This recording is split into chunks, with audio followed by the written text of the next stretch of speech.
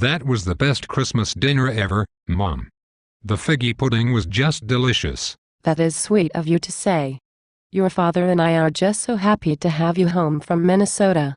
Now that you are studying to be a big-shot economist, you must tell me more about how your first year is going. It is extremely difficult. I am constantly drowning in homework. I get 2 hours of sleep each night. And I cannot afford to buy meat, so for dinner I mix some houseflies into my bowl of rice in order to get some protein. I do not mind though.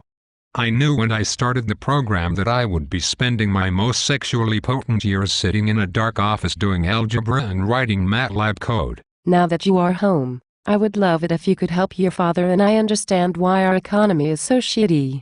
I follow the news a little bit, but I never took any economics classes.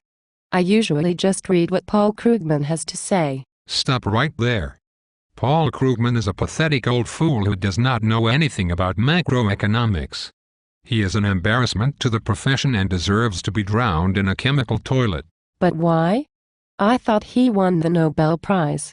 What exactly is wrong with his economic analysis? He is a new Keynesian. What does that mean? It means he does not do economics the way we do economics at Minnesota. So what is the new Keynesian approach to economics? I guess you must have studied it in a lot of detail if you have such a strong opinion on it. Not exactly. So how do you know that Paul Krugman is so bad? I don't really know. But when you are a student at Minnesota, it's best just to laugh at the Paul Krugman jokes with everyone else. Very well then. Tell me more about what you have been learning. I am sure you have been spending a lot of time studying the recent controversy over how to reduce the federal deficit. No, I have not. I bet China's exchange rate policy is a hot topic in your classes though. No, we do not study that either. Well, have you been keeping up with the crisis in the Eurozone?